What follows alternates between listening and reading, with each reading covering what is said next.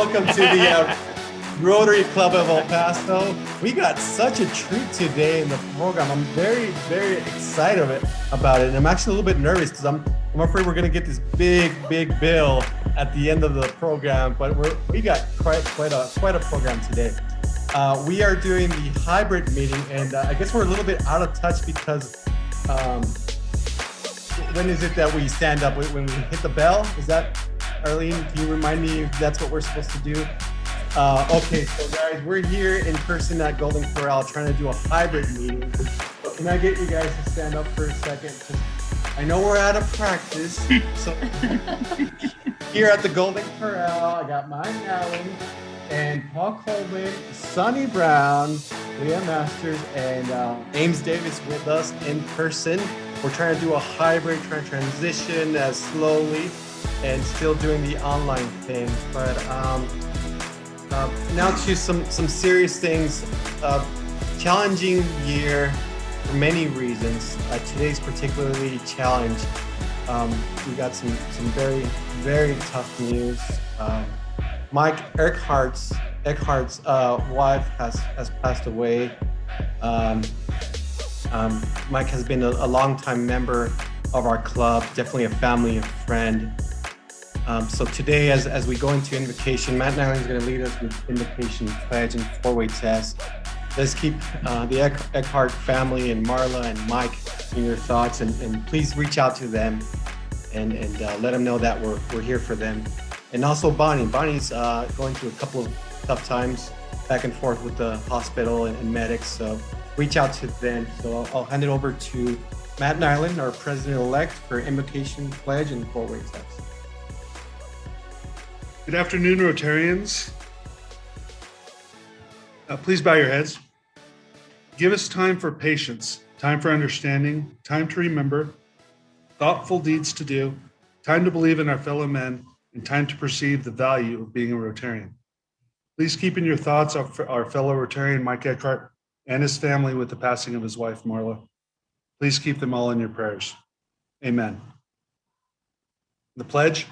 I pledge allegiance to the flag of the United States of America and to the republic for which it stands, one nation, under God, indivisible, with liberty and justice for all. And the four-way test of the things we think, say, or do. First, is it the truth? Second, is it fair to all concerned? Third, will it build goodwill and better friendships? And fourth, will it be beneficial to all concerned? And on a side note, Jan Macatee was one of my favorite teachers in middle school. I won't tell you my name because she'd probably roll her eyes, but tell her Matthew Nyland says hi if you remember. All right. What do we do next week? We could sit down, I think. Yeah. All right, guys. Let me circle back before I hand it over to the pop-up guest, let me circle back really quick. I love sharing these pictures here that Arlene shares some of our history. And with over 100 years of history, we got lots of things to talk about that we've done in the past. Here's an interesting picture that Arlene came across. And Arlene, would you be able to give us a little bit of color on this? What's going on? Yes, there on the picture, you see Captain C.I. Lithicum, Professor of Military Science and Tactics for ROTC in El Paso High Schools, is shown holding the Loving Cup, which will be presented May 14th to the best battalion ROTC of local high schools. The other cup shown will be awarded to the best all-around company of the Austin High School ROTC unit. Yay. What year was that? Oh, Sure. let's blame it in the 1930s. Wow. Interesting. Lots of history. Thank you, Arlene. All right. I'm going to hand it over to Leah Masters to introduce our pop-up guest. Hi, Rotarians. I wanted to introduce what everybody already knows him, Andy Watley. He is going to give us some information about the next curbside. Andy, take it away. Hey, thank you, Leah. And I want to thank you, Yasser, for becoming Andy Watley, president of Sun Travel. I've always wanted to acquire the company, and now it's mine. So it says that on the slide. Second of all, I want to quickly welcome Bill Macatee. I first met Bill when we were in junior high at Ross Junior High School. when I was at least a dweeb. He might have been cool. But anyway, glad you're with us today, Bill. Thank Hey, you. curbside is cool coming up. Need everybody to participate. Thursday, May 6th, we've chosen Holy Grail this time, and our pal Al Frank Catucci is going to mastermind a pretty cool meal. I was there last night. We shot the video of Mike Hackett and of Chris Lane sampling the food and the paired wine, which, by the way, what we're serving is, we'll have that up on the site, by the way, by Monday, the edited video. But we're going to open with Michelle's stuffed mushrooms, an entree, and then an entree is a perfectly, they claim, cooked chicken breast served atop a bed of pasta and then smothered in rich and creamy sherry wine cream sauce. I saw it last night and it's very yummy. Going to pair it all with the Corte de Vente Rosso di Montalcino, which is a Sangiovese that last night, I think that Chris and Mike both agreed that it pairs perfectly with the entree. And then it finishes with the hearty Italian. We're going to finish off the hearty Italian meal with a piece of limoncello pie. It's wonderful. If you haven't bought your dinners yet, please do so now at elpasowinefest.com. We'd love to sell out. And as you guys all know, every time you enjoy these wonderful meals with the great paired wines, all of our community wins too, since 100% of the proceeds and the profits go to invest in our community events. So thank you. Please take the email that you received from Arlene and forward it to your people across your social media network so that we can get as many outside of the club attendees as possible. Thanks to all. All right. Thank you so much, Andy. You're making me hungry. That's looking forward to that event. If somebody could type in the curbside website in the chat room, just click on it. It takes 2 minutes to get your tickets. We've been close to selling out. Some of these events are selling out completely. So get your tickets. It's going to be a very, very good meal. Shout out to Jimmy Melver, some of our guests here. I'll be Mark Campos. Great to see you guys. Thanks for joining us. All right. Hey, some great news. All this hard work that we've done through the pandemic, reinventing how we serve, finding different ways, innovation, and just finding different ways to continue our service projects. It has not gone without being noticed by our districts. So it's very excited to share with you guys. It was a district conference this past weekend. It was a lot of fun, actually. But check this out. Club of the Year, Rotary Club of Albuquerque and Rotary Club of El Paso for large clubs. So congratulations. I'm very, very excited. I know perfectly this is not the main goal of why we do things, but it's nice to get that recognition from district and our fellow Rotarians. So congratulations on everyone on this recognition from district for being a Club of the Year. And not just that, we got additional recognition for the club of being the most innovative, not only within our club, but we got an additional recognition for innovation throughout district and with additional reaching out to the other clubs. And that's the main reason that we got this award was the second one here was being able to help out the other clubs, promoting their events, offering assistance, just building a unified Rotary club throughout our district. So great work. I got asked to present on innovation, but in reality, my main topic for innovation was having 2 ears and 1 mouth, because all the ideas of innovation have been just from our members, from our board, and really it's just been the strategy here throughout the year was just being open to new ideas and hearing people out. We have tremendously good leadership with our district and our members. So thank you everyone for sharing your innovative ideas to keep the club going. All right, so let's see here. Next up, yesterday we met the weekly Sip and Chat at 7:30 a.m. It was a great way to get the day started. Matt Nyland was there and Warren Goodell was there as well. I want to invite everyone to join us. Nothing in the agenda, just grab your coffee. We'll meet you there at a city coffee and bar that's next to Luby's on Mesa. Lots of parking just every Wednesday at 7:30 a.m. It's a lot of fun. Great way to get your mornings started. All right, so I know we have a great program ahead, and it's my understanding we're going to make it interactive. So, Mark, I'm going to hand it over to Mark Mathis. Let us know how this is going to work, and introduce our speaker for today. So, Mark, take it away, please. Yeah, fantastic. Thank you, Yasser. We are very excited to have the great sports broadcaster from El Paso, Bill Macatee, with us. And, we sent out his bio, so hopefully you guys had a chance to look that over. Rather than kind of read you the bio, I think we'll start off with a video that was an interview with KVIA from just last December. And I think it really paints a great picture of our speaker. And then we'll get into kind of a fireside chat with Bill here after the intro video. So go ahead. Thanks, Yasser. Bill Mcatee has been the soundtrack for major sports for the last 4 decades. He's spanned generations of sport and fans. Now he's given us memories of Wimbledon, the Masters, and the NFL. But what are some of his favorite memories? Well, you can start in his hometown of El Paso, Texas. His voice is a friendly one. Hello, everyone. I'm Bill Macatee, along with Steve Berline in Arizona, where the Cardinals have been impressive. Like an artist with a brush, Bill Macatee has painted the scene of sport for over 4 decades from behind the microphone. Yeah, it's those little things. Those little threads that create the fabric of a first green jacket. You may know Macatee from golf's biggest stage. Bill Macatee in his 30th Masters at 14. Where last month he said farewell to Augusta National from his perch at the 14th hole, capping one of the most successful runs by any broadcaster in sports history. Tried to just remember everything. The 14th tower is very high, and I tease you that you need a Sherpa when you go up there because it's a steep tower. But I was coming down it, and I thought, okay, this will be the last time I do this.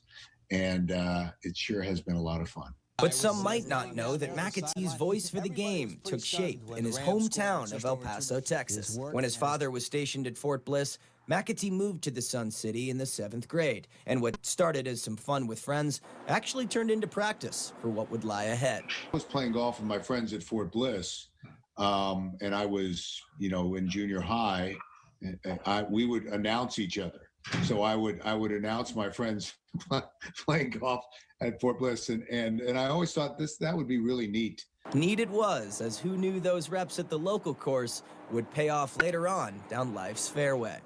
Macatee's interest behind the mic grew when he was a 14-year-old freshman at El Paso's Burgess High School. After my freshman year in high school at Burgess, I actually went over to UTEP. They have a great communications department, and I sat in on classes. And I basically, they sort of said, "Are you a student?" Because I was just really young. And I said, "No, but I'd like to sit on these classes." And they said, "Okay." Mastering his craft, Macatee's passion took him beyond the Sun City to the national stage at NBC, where he was hired as the network's youngest sportscaster at 26. You already know that whether on the golf course or in the announce booth, the man from El Paso, Texas, After a successful stint as sports correspondent for the Today Show, Macatee moved on to CBS, leading play-by-play coverage for Grand Slam tennis, in addition to golf, the Olympics, and the NFL. Macatee was now at the top of the game, but through it all, he never once forgot where his passion and his curiosity took him. But I did the NFL for 16 years, and I would always take a lap around the field before the broadcast would start, and I just remind myself of what I was getting to do. And I'm a guy from El Paso, Texas, and I'm getting to call an NFL game, and I never wanted to lose touch with that. Macatee's memorable journey has taken him across the world, from Roland Garros to Augusta to NFL stadiums across the United States. They're memories to last more than a lifetime, but it's those small memories of home, from the young kid back at Burgess High School. Those are the ones that still catch up to the now legendary sportscaster. I remember walking home from football practice at Burgess through the neighborhood in Silla Vista and smelling the mesquite from people's fireplaces and stuff like that. To this day, whenever I smell mesquite, burning in somebody's fireplace, I think about those evenings coming back from football practice. You know, those are special memories. And you can hear that, too, in his voice, the authenticity. Because whether it be from the winner's circle or his hometown, Bill Macatee has stayed constant for a lifetime. His smile, his sound, and his start back home in El Paso, Texas. I'm going to tell you guys right now, as a sportscaster myself, 25 years old, that was one of the coolest stories I've ever done. All right, Bill, it's amazing. I think you have some fans out there. Yeah, that was so great of him to do that, and thanks for having me. I'm trying to order my limoncello pie at elpasowinefest.com, but I don't know if they're going to deliver this far away. Hey, we could FedEx. I'll get some dry ice for you. You could reheat it real well there. Thank you so much for having me. This is wonderful. I was reminded as I was watching that piece that every time I got to mention El Paso in any context, I was so excited to be able to do it. And if it didn't matter, if somebody just driven through El Paso, I was going to get that on NBC or CBS because I love my hometown. Hey, we appreciate it. Definitely. Well, let's go back a few years. You came here, I guess, in the 7th grade when your dad moved and got assigned to Fort Bliss, and you played sports yourself. You were a pretty good athlete, and understand you had a very brief college football career. What happened? Well, I was an adequate high school athlete. I would have to probably draw the line there, but I played football at Burgess and was on the wrestling team for a couple of years. And then ran track, was a pole vaulter, and that was a lot of fun. And it was interesting because I always wanted to be a broadcaster. My uncle had been a sportscaster and had taken me to the TV station where he worked in Washington D.C. when I was little. And I remember sitting with him while he was doing his copy, preparing to be on the air. And I sat there and pretended I was going to be on the air. And then after that, whenever there was a football game, I would basically take notes of the game like he did. And then I would do my own recap, and I would just sort of read it to my family, who said, great, go away. But that was my start. Well, and then you got a big break. Getting hired by NBC at age 26. Tell us about your career before that. I did get a big break. Well, I as you mentioned, college football. I played football for about 10 minutes at Texas State, and I had never seen that many people that big and that fast in my life. So I said, okay, this is not going to end well. So how do I stay around sports and not get beat up? So there were a bunch of little radio stations, and I had a third-class broadcaster's license, which you really needed at the time because you had to make transmitter readings. And I remember when I took the test for that in El Paso, I went down to the federal building, and there were a lot of grown men people that were there, men and women, taking these various tests for licensing. And I'm just this little kid, and I was 13 or 14 years old, and they're like, "What are you doing here?" I said, I'm here to take this test because I had read somewhere that to get a job in radio, you had to be able to do these transmitter readings. So I ended up passing the test. So whenever I would go to interview and I had zero experience, they would say, well, I'm sorry, this was their out. I'm sorry, but you have to have a third-class broadcaster's license. I go, I have it right here. So then they had to admit, well, maybe your voice hasn't changed and you're too young to do this. But I ended up working at some little radio stations near San Marcos and Seguin and Lockhart. And by the time I was 19, I had gotten a job offer. I'd done an audition tape and gotten a job offer in San Angelo to be the news anchor for one of their stations, I guess. I don't even know if they have more than one station, but that was very kind of them. I wasn't prepared to kind of detach that much and move far away. So I ended up taking a job in Tyler at KLTV, and I worked there for 3 months throughout the summer. And by the time the summer was over, a station in Austin had an opening for somebody to do weekend sports and cover high school football on Thursdays and Fridays. And that was a big deal for me at the time having, very limited experience. So I had the chance to cover University of Texas football, cover Darrell Royal, which was really exciting. And then I'd finished up, I would take classes at Texas State, and then I'd drive up to Austin to do the sports on the weekends, which was a lot of fun. And so from there, I got a full-time job in Beaumont. I worked in Beaumont at the ABC affiliate for a year. A station in Kansas City saw me and hired me to do weekend sports in Kansas City and be a sports reporter during the week. And then when I was 23, WFAA in Dallas, who had Vern Lundquist as their main sports guy, one of the great stations in the country, hired me to work there. And it was just an incredible opportunity for me to learn under, one of the best in the business in Vern Lundquist. And then when I was 26, NBC had hired me. There was a guy named Ed Hookstratton, who was this big time agent. He represented Johnny Carson and Tom Brokaw and Dick Enberg and Brian Gumbel and all these big players in television. And he had been hired by Getty Oil, which was starting a new cable network called the Entertainment and Sports Programming Network, which became ESPN. He saw me in Dallas and we got introduced. And so I wasn't ready to leave. I frankly didn't know if ESPN was actually going to work. So I said, well, maybe I don't want to take a chance on that, which probably wasn't that smart, but it worked for me. So anyway, so Ed became my agent, and I had been here in Dallas for 3 years, and NBC had arranged for NBC to look at my tape. I flew to New York, met those executives, was out over my skis 24/7, but ended up working for NBC for 6 years, and moved to New York, which was fantastic. And to get network experience, I was a sports correspondent for the Today Show for 5 years, which was great. I started the Sunday Today Show with Maria Shriver and a couple of other folks, and that was a neat experience. But I was working 7 days a week at really odd hours. So even though I was young, it was exhausting. But then I started flying internationally and, flying to Rome for the World Track and Field Championship. And I said, well, in Wimbledon, I said, well, this is pretty good. I kind of like this.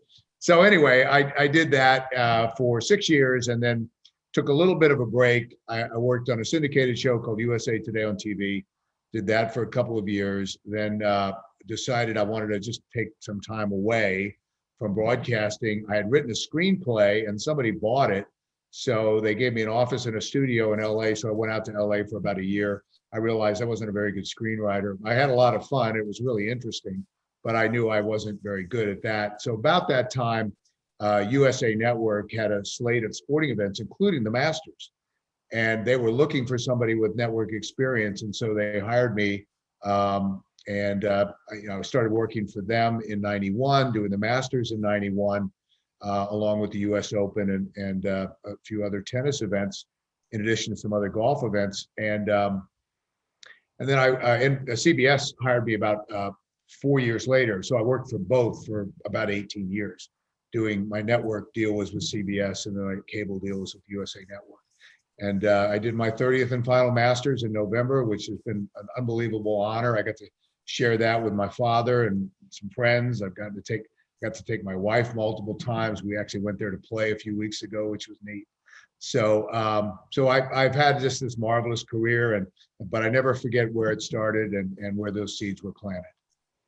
Outstanding. Those are great highlights. And you had a lot of highlights in the career, covering all the majors in tennis and the 16 years in the NFL, the 30 Masters tournaments. I guess, which moments are on your personal highlight reel? Which ones really stand out to you?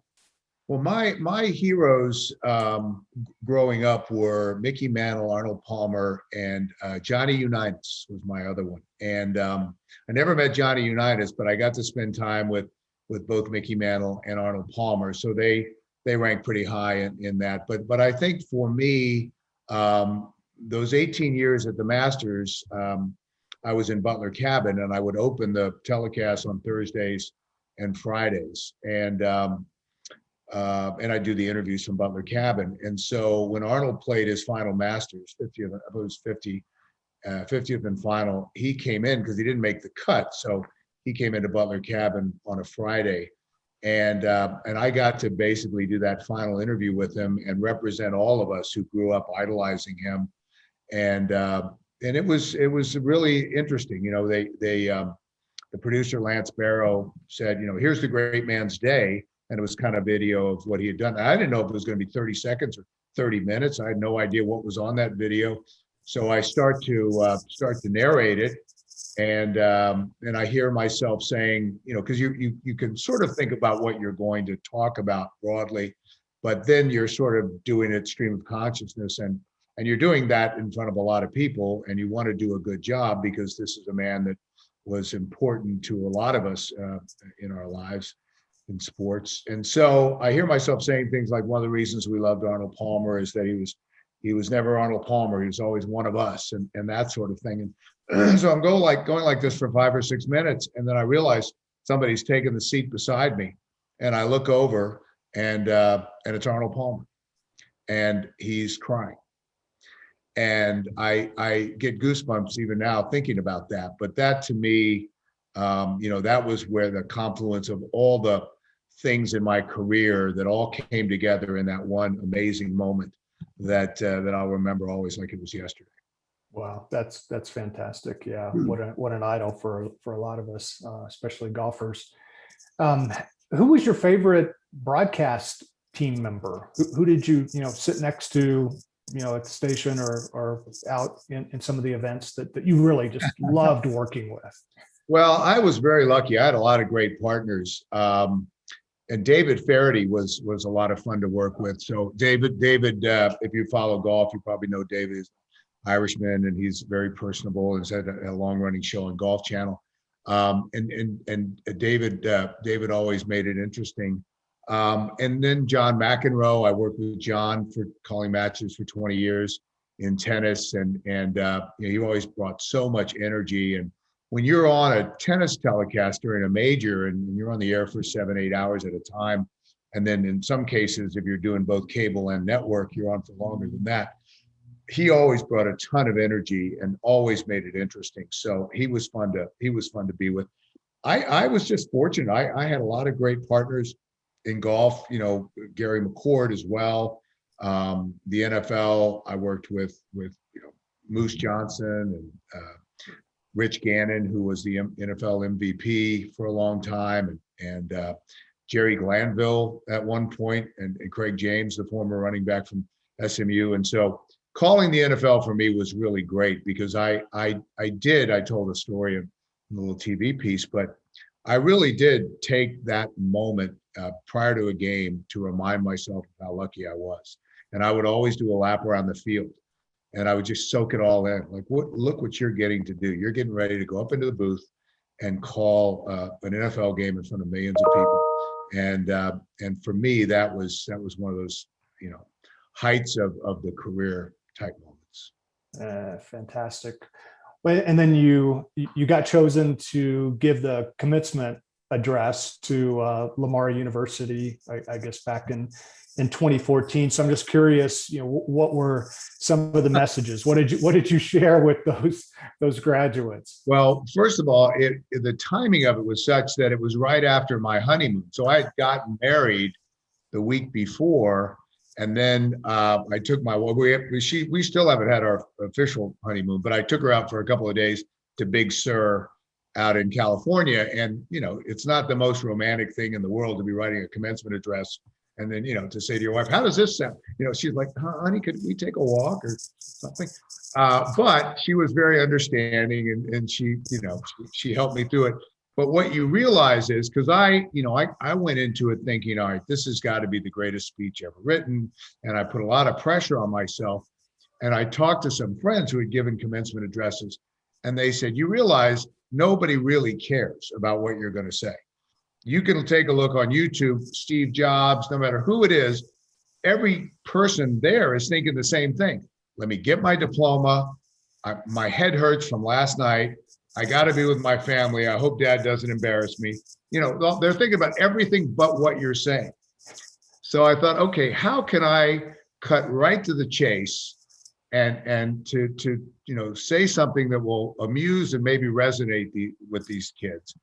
And what I came up with was in life, because I taught at Chapman University in Southern California, and they've got a top 5 film school there, and I taught there a couple of years. And what I would always tell the students is, you got to go get it. Like, life is not going to bring opportunities and dump them in your lap and then make it easy for you. You're going to have to create a path to victory for yourself. So anyway, the quote I came up with, and it's probably the only time in any commencement address that he's been quoted, Larry the Cable Guy, and it was, "Get her done." But everybody seemed amused at that. So, and surprised that I was quoting Larry the Cable Guy. And I did say, it was 2014 and selfies were just coming into vogue. And I started my thing with a selfie. So I told everyone, there were about 7,000 people. I said, smile. It's a big moment for you, but it's a big moment for me too. I've never given a commencement address. Oh, fantastic. Yeah. Well, and they probably do still remember that, though. It may be one of the few commencements where they remember the punchline. That's pretty cool. Well, and then, we look back at the Olympics that you covered, 98 in Nagano and 2006 in Torino. And, I was looking them up and a couple of the new sports that were introduced in those Olympics. One was curling and the other was snowboarding. So I was just curious what your thoughts were trying to call those. Well, in Nagano, I was actually supposed to do moguls and the acrobatic skiing and a couple of other sort of non-downhill type sports. So I actually, the way it works with the Olympics is typically they will try the venues out for world championships the year before. So I ended up spending quite a bit of time in Japan, which was really cool. And from that, just as a side note, I wanted to learn a little Japanese so I could at least say thank you and ask where the bathroom was and stuff like that. And so I've got some language tapes, and my daughter would ride in the car with me, and she has such an ear for languages and accents that she was picking it up right and left. Well, fast forward to today, she speaks fluent Japanese. She took it all through high school and all through college. She's been there a dozen times, and she's been on Japanese television, and she even got a role in a Japanese anime series. So they flew her over there, and she did 20 episodes of this anime series. Anyway, the sports so curling is one of you mentioned curling, and I knew nothing about curling, but the day part that I anchored in Italy, that was a big part of the coverage. So I had to learn a little bit about curling. And if you don't know anything about curling, I think, and I don't mean to say anything negative. This is not a framing of negative, but the best is sort of like bowling in that the big deal, if you play recreational curling, is called stacking the brooms. And stacking the brooms is like the 7th inning stretch where everybody stacks their brooms, the things they use to sweep the ice, and they go in and get a beer or a drink, and they take a break. And I'm all for any sport that you can drink while you're doing it. Just a moderate amount. Have a beer, have a cocktail or something like that. But to have that in the Olympics, I was just thought that, now they did not have stacking the brooms in the Olympics, but I thought, okay, that's a cool heritage for this sport. So and it was incredibly popular, and we were pretty good at it. So I know it was a lot of fun to watch. And then I have to say, if you've never been to the Olympics and you have a chance to go, you should do that because it's really exciting. We in Nagano, because it was so isolated, there were not a lot of spectators. And so we could go, and we, of course, we were with CBS, so we had great seats for speed skating and the figure skating and all that stuff. And it was really neat to be a part of that. Yeah, very, very neat. When you've probably seen a lot of technology changes over the years too, and just how sports are covered. And think about, in football with the flyover cameras, and then now, we see a lot more use of drones and even shot tracers. So I don't know, what's on the horizon for technology and sports in terms of, what we'll see next. Yeah, I'm way too old to ask that question, but but I would say, so I did the first NFL game in HD. and it was a closed circuit game because the camera setups are different for high definition than standard. And so it was, I want to say it was a Jets game. And I can't even remember who I think it was Mike Mayock I did it with. And it was seen by executives in Japan and CBS. It was all closed circuit. And we called it, you had to prepare like it was a full blown game. And so that was kind of breakthrough at the time. And it won a bunch of awards. I think it won an Emmy Award, stuff like that. Nothing to do with me, but the technology. But now, you know, I'm a little bit of a purist. I want to see the screen. I think sometimes the screen in sports can get overwhelmed. And I think you're going to have more of that as wagering takes more and more of a position in sports. And you can wager as you're watching these different things. You're already starting to see it. So I'm a little more of a purist in that I don't want the screen too cluttered.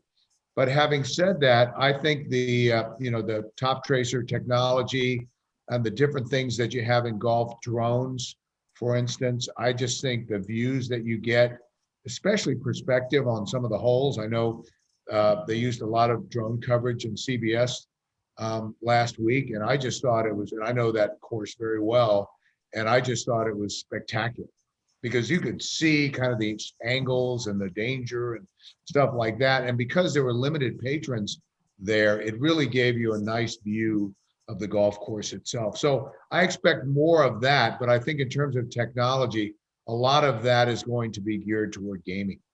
And I just hope it doesn't become intrusive, because to me, sports is more of an emotional pursuit. I like the storylines. I know what athletes are trying to conquer, and when they're competing, and I that's how I connect. I don't connect as better.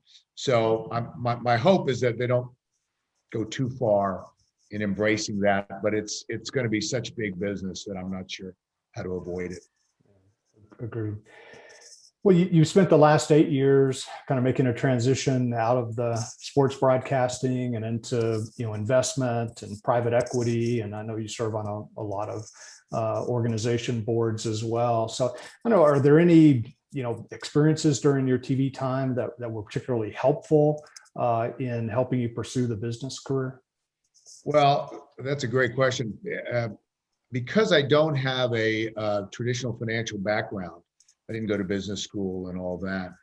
I have a steep learning curve in almost everything that I do. I tease my colleagues that my main role is to bring down the class average 2 grade points every meeting that I'm in. But I think it is the learning curve. Throughout my career, I've done everything from the NFL, the sumo wrestling, skydiving, track and field, gymnastics. And so when you immerse yourself in those sports, you really have to understand the vernacular. You have to understand, what people who really know the sport find important. And so there is a learning curve and I've done those anthology type sports throughout my career. And so, when I'm in a meeting involving healthcare, home health or Medicaid and those kinds of things that are a lot drier than sports, but you have the same learning curve. I do. So I'm used to kind of being out over my skis, to use a sports term, and trying to figure things out. So I think that has really come in handy. And I've had great colleagues who will, they won't laugh at me if I ask a dumb question, and they've sort of helped me make this transition. And it's very exciting. I'm working with I wanted to work to help kind of set up a business. And so I have some friends in El Paso that I'm working with, and the company's called My Garage. It's a self-storage business, and we're having a lot of fun with that. And same thing, I'm learning every day from my friends and colleagues. That's good info too. And I wanted to talk a little bit about just, what you see kind of in the business environment. It seems like right now, this whole ESG focus is very important for businesses of all sizes, and consumers seem to demand that business has a larger role and a more intense focus on sustainability and equitability for minority business owners. Just kind of curious, what are your thoughts? What are you hearing about that, and what are you seeing as actual actionable ideas, I guess, that we might put into play here? Yeah, well, you're right. I think ESG is increasingly important. It's been part of our foundation of our firm that I work with in Chicago from the beginning. We started in 2013, and more, it's relevant to corporations, and I think it should be as we evolve as a society. I'm just in a small way, I'm working on a college golf event that we hope will be a big deal. It's going to be on Golf Channel in October. And Warren Stevens, who his father was the former chairman of Augusta National, Jack Stevens is the founder and the chairman of the event. It's called the Stevens Cup. We're taking the top college golf teams, men and women, and we are going to play some great courses. Year one is Alotian, which is in Little Rock, Seminole, which is in Florida. Year two, Trinity Forest in Dallas. Year three, we have aspirations to take it to other places around the country and have gotten a positive reception in those conversations. But a part of that is how do we involve diversity and inclusion to help grow the game of golf. And so we are focused on HBCUs. There's an event that used to be called the Minority Golf Championship that's now called the PGA Works Collegiate Championship, which the PGA of America has taken over, which is a fabulous event. So we're going to have players from that world in this event, because we think it's really important, even if the caliber of play, it's kind of like Masters, the amateurs at the Masters, even if the caliber of play is not at the highest level, and it may well be, you don't know that, but even if it's not, that's not the point. The point is to grow the game and have those elements represented in an event that we think has a chance to be really special. Outstanding. Yeah.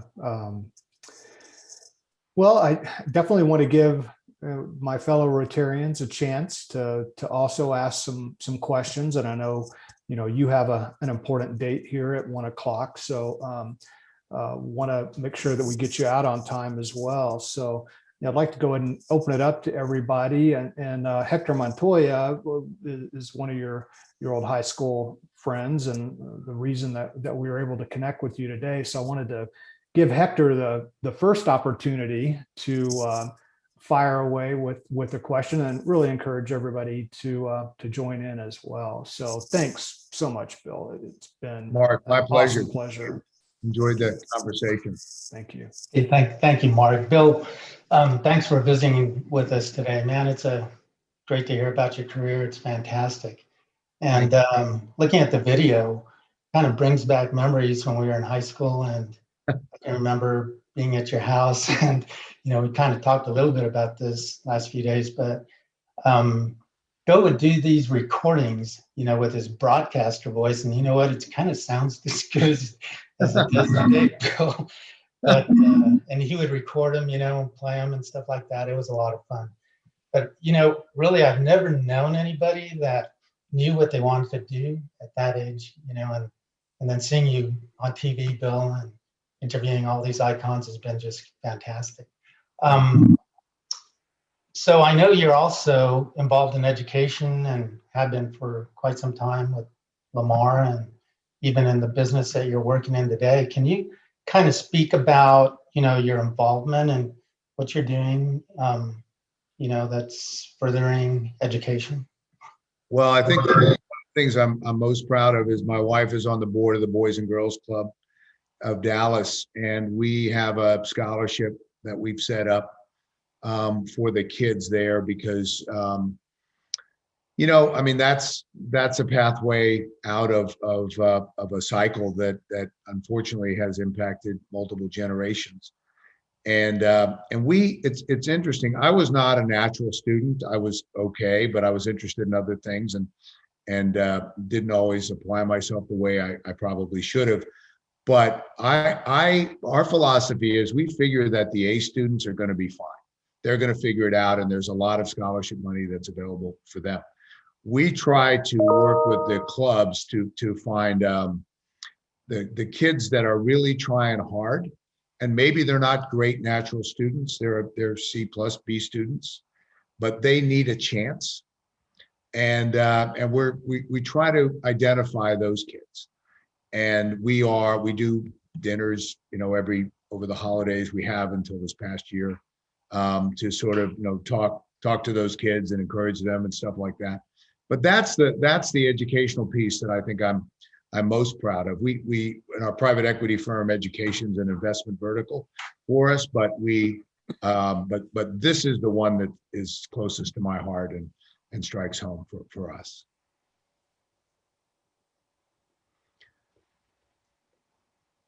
My dog just arrived home from puppy school. So, I have a question. Yes. Hi. Hi, Bill. Thank you first of all for being here. This is fabulous to have you. But my dad is on this call right now, and he wanted me to ask this question: of all of the sports that you've covered, who has been the best athlete you have ever seen? Wow, that's a great question. Well, shoot. Now this is challenging because there's so many great athletes. I would say Roger Federer, as in terms of pure athletic ability, because he's so graceful, and there's always that Roger Rafa conversation. So Rafa's a great athlete too. But I think this is going to kind of take this off. Basketball players, by the way, I think generally are the best athletes. But I would say, having been a pole vaulter, it takes a lot of athletic ability to do that at a high level, which, by the way, I didn't have. But you have to be fast, you have to be strong, you have to be agile, and you have to be thoughtful, because the mechanical piece of that is pretty significant, more than you would think. So I don't know that. I mean, Michael Jordan has to be in that conversation. Bo Jackson has to be in that conversation too. But I would say, just generally, you could pull, an off forward out of an NBA lineup, and that would be your guy to keep an eye on. That's a great question. Bill, I have a question. This is Jimmy Melver, and I'm always amazed that when you're telecasting football games, there's roughly 1,600 football players, and how do you prepare for a game when you have a lot of insight in regards to personal, where they went to school, and then how they did in high school, and all this stuff that you always tell about it during game time? I'm just totally amazed at all the information. And how do you prepare for that? Yeah, that's a great question. In an NFL game, there's 44 starters. And if you mispronounce the backup defensive tackle who's of Samoan heritage, and you're not used to saying his name, the fans of that team will go, "Oh, this guy didn't know what he's talking about." So believe it or not, it's like this in tennis to some degree, but you have to be able to know these players. And in fact, there was a running back who played for the Pittsburgh Steelers named Fuamatu Ma'afala. And I would walk around the house when I had a Steeler game saying, "Hey, Fuamatu Ma'afala," like it was a verb, because I wanted to be able to say his name. I didn't want to have to think about it and then mess it up. So that's 101, right? You got to say the names correctly. And if you haven't done a team, because you would rotate around, and over the course of a year, you probably have depending on where you were in kind of the hierarchy of the CBS teams, you would see certain teams multiple times. So you didn't have to do this every time, but Dick Enberg once told me it's 8 hours of prep for every hour you're on the air. And that's about right. And so every game we'd have, all the announcers, I think, do this. We'd have what's called a board. And it's one half is an offense and one half is a defense. And they're little boxes. And you have the starters and the backups. And each one of them, you have where they went to school and then a note or two about them. And I would just assume that everybody on the roster was going to get into the game and either score a touchdown, make a big play, or get hurt. And I was going to have to talk about it. And so and because I was okay at doing the football. I don't think I was great at it, frankly. I had to work really hard to be average. But I did work hard. And so I had, at one point, I had to make myself on Saturday night, go to bed and close my book. I'm done at 10 o'clock because I would stay up until 3 a.m. And by the time the game, I'm exhausted. Like I was peaking like Saturday, not Sunday. So that prep stuff is really important. And just, because that's such a good question, we would go in in time for, depending on where the team was located, the home team. We'd go into the home team to meet with them at 10 o'clock in the morning on Friday. They would have their practice. We would meet them afterward. We'd meet the head coach, starting quarterback usually, maybe a coordinator, 1 or 2 other players. And then we would go back and work on our notes and then have a kind of a team dinner with the broadcasting group. Next morning, we would get up. We'd have the morning to ourselves. The afternoon, the visiting team would come in. We'd go to their hotel. Same thing, head coach, quarterback, 1 or 2 other players.